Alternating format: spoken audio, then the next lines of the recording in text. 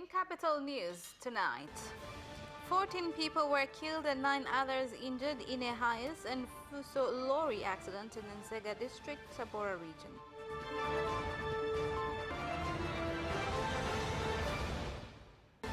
Tigo launches 90 days Magifti ya Kugiftisha campaign.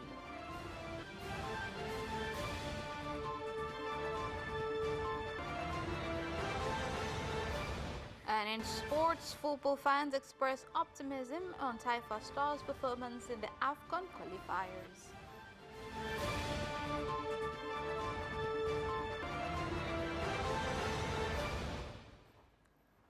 Good evening, this is Capital News at 9:30. My name is Khadija Zimbo. First, the national news.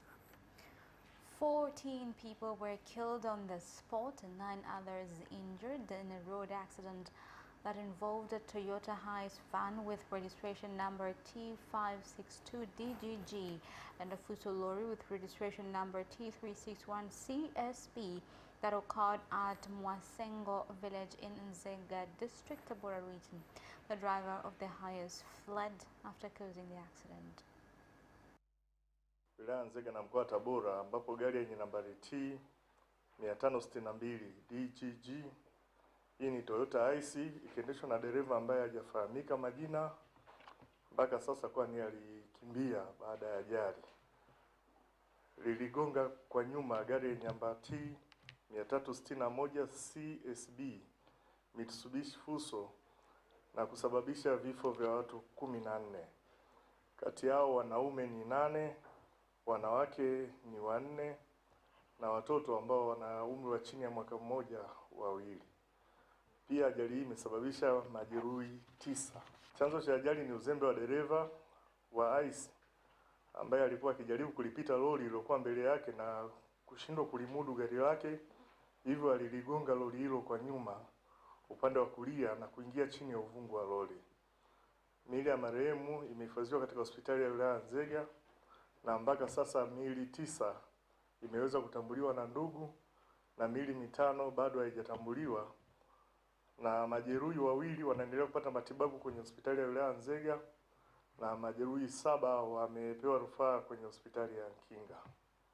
Nitumie nafasi hii kutoa wito kwa madereva wote kuendelea kuheshimu sheria za usalama barabarani ili kuepukana na matukio ya ajali zinazosababisha vifo kama ambavyo tukio hili limejitokeza.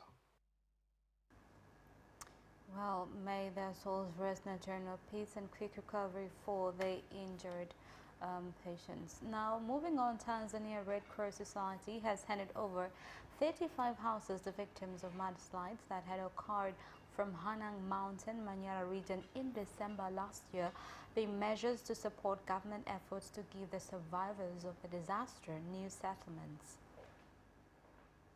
Tukaona kama kisaidizi cha serikali ni wajibu wetu kumuunga Mheshimiwa Rais mkono kwa kujenga nyumba 35 ambao tumeshirikiana na wadau wafadhili ambao wametunga mkono, akiwa ni shirikisho la vyama vya Red Cross duniani pamoja na Spanish Red Cross, ambao wametuwezesha kwa pamoja kutupatia shilingi za Kitanzania bilioni 1.06 ambazo zimetusaidia kujenga nyumba hizi 35 ambazo tunafurahi kusema leo kwamba zimekamilika kwa 100%. Lakini niwashukuru sana kwa kazi kubwa mlioifanya nzuri. Katibu Mkuu, ninakushukuru sana kwa niaba ya serikali. Tulivyoanza tulikuwa tuna wasiwasi, tunasema Suma JKT wamefanya kazi nzuri, wenzetu Red Cross, lakini mlionyesha bidii, juhudi na maarifa yote. Kwa hiyo niwashukuruni sana sana sana. Na tunamshukuru Rais wetu Samia Suluhu Hassan kwa kweli kwa kutuona kwa jicho la huruma na kutujengea. Now, Tanzania Plant Health and Pesticide Authority and the Keshe Board of Tanzania, CBT, have seized more than 3 tons of banned and expired pesticides during an operation implemented in shops and warehouses in Mbeya and Songo regions. Vifu ambavyo haviruhusiwi kuwepo madukani. Katika maeneo ya hapa Mbalizi tumeweza kukuta wingi wa viuatilifu ambavyo vimepita muda wake. Tumejaribu kuviondoa ili wakulima wetu watakapokuja dukani wakute viuatilifu vile ambavyo vimekidhi viwango au vimethibitishwa. Na kwa viuatilifu vyote ambavyo havistahili kuuzwa tumeviondoa katika maduka na hata magara. Taarifa za awali tumegundua kwamba baadhi ya wakulima wa mikoa ya Mtwara na Lindi wamekuwa wakiuza viuatilifu hivyo ambavyo vimekuwa vikisafirishwa na kuja kuuzwa kwenye maduka binafsi katika mkoa wa Mbeya na Songwe. Lakini nitoe rai kwa wakulima wote ambao wanapatiwa viuatilifu hivi wasiviuze. Kama watashindwa kuvitumia basi waweze kuvirejesha. Wamevikuta viuatilifu vilivyokwisha muda wake ambavyo nilikuwa nimevitenga, sio kwa ajili ya mauzo bali kwa ajili ya matumizi yangu kwa sababu nami ni mkulima. As Parliament wound up its proceedings on Friday, members of Parliament have gave their views on how the government should implement the national plan and guidelines for the 2025-2026 budget. Tulizungumza hapa bungeni, wewe ukanikubalia kwamba nilete mpango wangu na niliandika barua kwa kuomba kwamba kila halmashauri tuweze kununua vifaa vya ujenzi. Hii shida mpaka sasa hivi Mheshimiwa Mwenyekiti inatusumbua sana majimboni. Tunajua tumepitisha matilioni kwa ajili ya ujenzi wa barabara lakini haviji kwa wakati mwafaka. Kwa hiyo agro processing kwetu sisi ni jambo lazima tulitilie banani sana. Tunapoangalia agro processing, tuangalie viwanda vingi kwa ukubwa wake. Tutasema ni bia vinatupa mapato lakini vina impact kubwa sana kwa wakulima wetu. The government of Zanzibar and China Harbour Company have agreed to construct Mangapwani port with preliminary preparations of the project underway.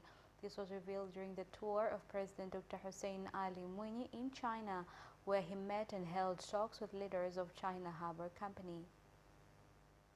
Mradi wa bandari ya Mangapwani bahati nzuri miundombinu yake imeshaanza kwa maana ya barabara.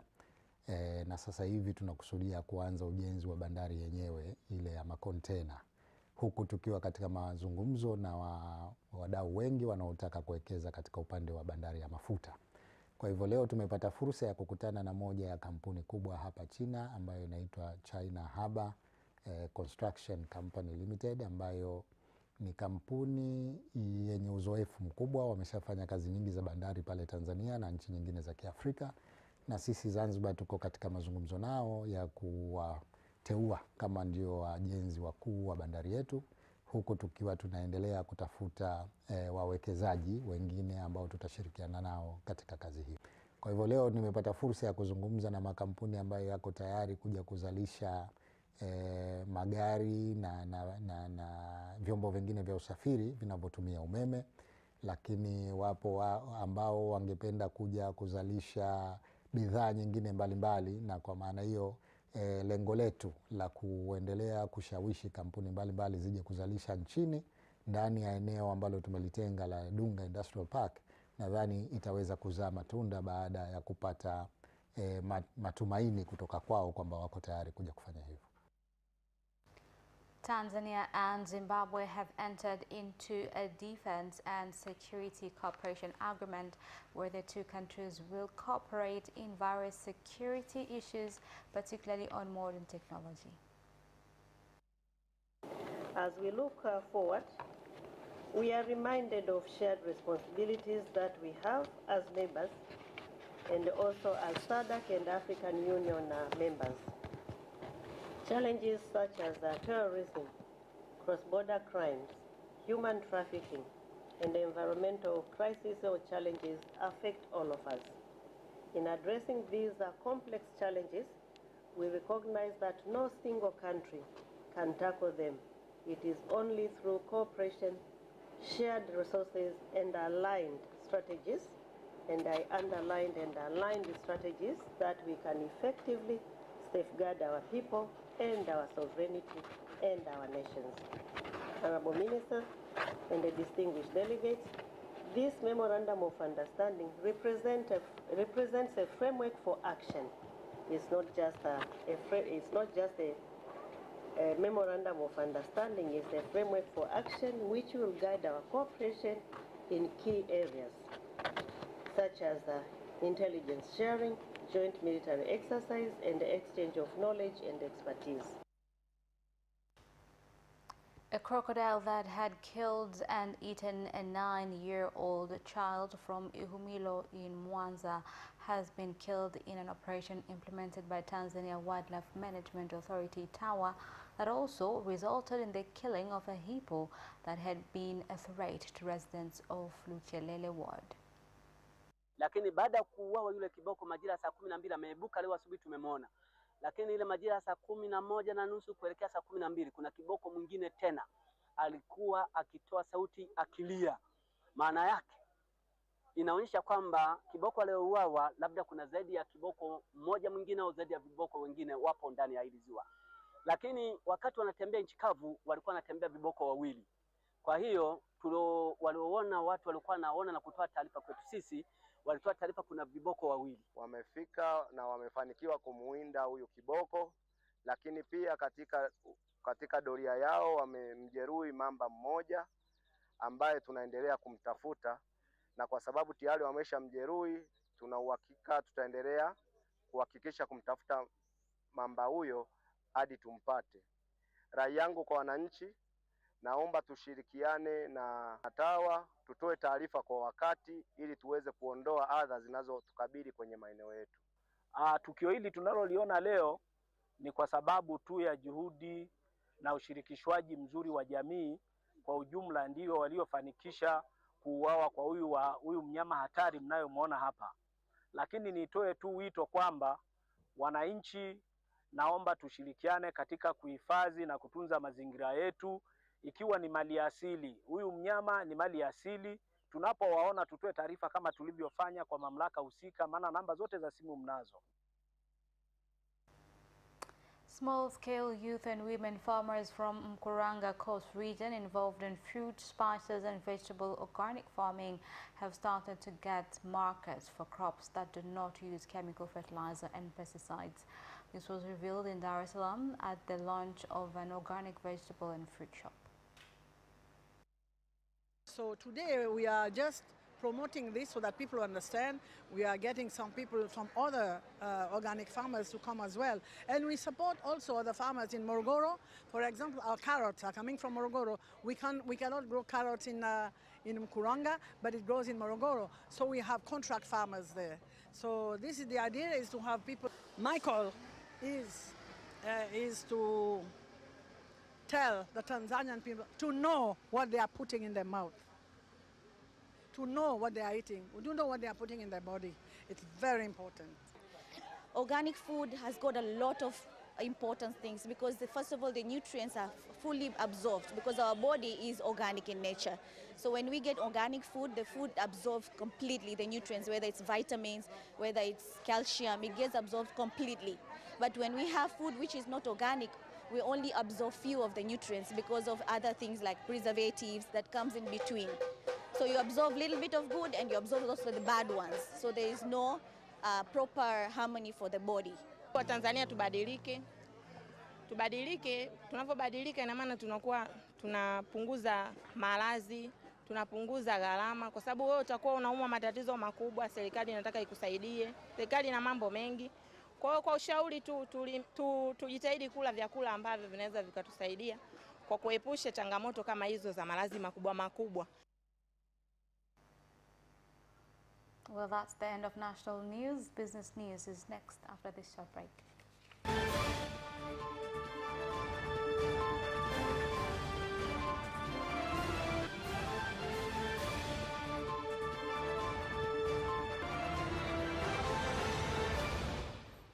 Welcome back, and in business news. Mobile phone company Tigo Tanzania has launched its Magifti ya Kugifti campaign that aims to show appreciation to customers by giving out various prizes. The campaign will run for 90 days. Kila mwisho wa mwaka ukikaa vizuri unajua kabisa Tigo Pesa, Tigo wako tayari kukugiftisha. Safari hii tuko pamoja na wateja, mawakala na pia wafanyabiashara tunaofanya nao kazi kwa ukaribu. Tunataka kila mmoja wetu aweze kupata zawadi. Kwa namna ya pekee unapoingia kwenye draw sio tu unapata unaingia kwenye draw ya kushinda pesa taslimu, pia unajishindia simu janja na pia gari jipya kabisa 0 kilomita. More than 100 business people from Tanzania are expected to participate in the investment forum to be held in Riyadh, Saudi Arabia from December 17th to 21st this year. Ni Saudi Arabia. Saudi Arabia ni moja ya uchumi mkubwa duniani, na katika nchi ambazo ni wanachama wa G20, Saudi Arabia ni mojawapo. Ni moja ya nchi ambayo ina rasilimali ya muhimu ikiwemo mafuta pamoja na gesi. Takwimu zinaonyesha takriban 16% ya mafuta yaliyogundulika duniani yako nchini Saudi Arabia. Moja ni kutafuta masoko kwa wafanyabiashara wa Tanzania, kwa wanaotaka kuuza huduma zao au bidhaa zao. Lakini pili pia ni kuenda kuonyesha fursa mbalimbali za uwekezaji. Cashew farmers in Tunduru district, Ruvuma region have called on the government to distribute improved seedlings so as increase production and quality of cashew nuts. Kwa ningeiomba serikali ingeleta ufanisi zaidi kwa maafisa ugani ili waweze kutuletea sisi wakulima zile mbegu za kisasa ambazo zitaweza kupandwa na zikaleta tija kwa wakulima. Mazao mengi yangekuwa yanaongezeka na wakulima wangezidi kunufaika zaidi. Sisi bodi ya korosho kwa msimu huu 24-25 tumejipanga kuendelea kugawa mbegu kwa wakulima kupitia halmashauri za wilaya.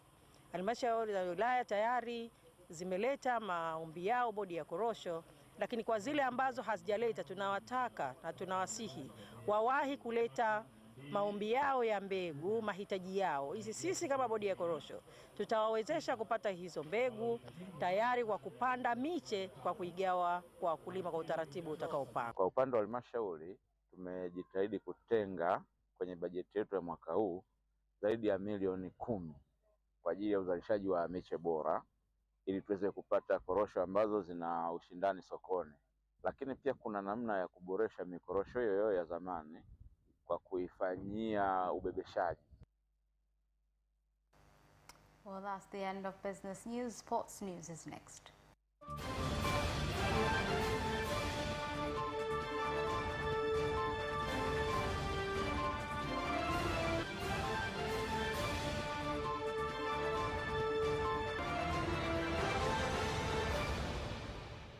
Welcome back, and in sports news tonight, football fans have expressed optimism on the current national team that has been announced for the AFCON qualifiers. Kikosi chetu sio kibaya, kikosi ni kizuri. Issue ni maandalizi tu ya kutosha, sababu kila siku si ni watu wa kujiandaa, sio watu wa kutengeneza timu. Kwa hiyo mimi naamini kama kikosi alichokiita ni kizuri, issue tu wakiandae tu vizuri inavyotakiwa. Matumaini kidogo kwa sababu ni wachezaji ambao tumewazoea. Tuna wachezaji wengine naweza kusema labda hawajaitwa au ni hawa ndio tulionao, ni hawa, japo kuna changing kila siku, huyu hajaitwa, huyu ameitwa, huyu ameitwa, lakini nachotumaini kwamba tutafanya vizuri. ABC Club from Dar es Salaam has traveled to Dodoma for the National Basketball Championship, which starts on Saturday. Na mashindano tunaamini tunaenda kufanya vizuri. ABC ni timu kubwa na mara zote inashiriki mashindano ya NBL na inafanya vizuri. Mwaka jana tulifanya vizuri na mwaka huu tutafanya vizuri vile vile. Lengo hasa kila mtu anapoenda kushindana anataka awe bingwa.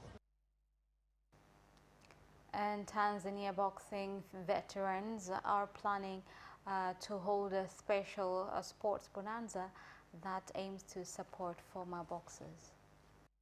Sawa, mashindano ambayo tunajiandaa sasa hivi ni mashindano ya klabu bingwa taifa ambayo yatafanyika mkoani Tanga tarehe 11 mwezi huu wa 11. Kwa hivyo vijana wangu wako vizuri na tuko tayari kwa mashindano kwa sababu wamefanya mazoezi kwa muda mrefu tokea mwezi wa pili, wako katika training na mashindano mbalimbali wamecheza, na mashindano mengine ambayo ni haya ambayo yatachezwa tarehe 11 ambayo yatafanyika mkoani Tanga. Kwa hiyo timu ziko nyingi ambazo watu wamefanya mazoezi ya kutosha. Kwa hiyo tunaenda kukutana na kuonyesha ubabe tarehe 11 mkoani Tanga.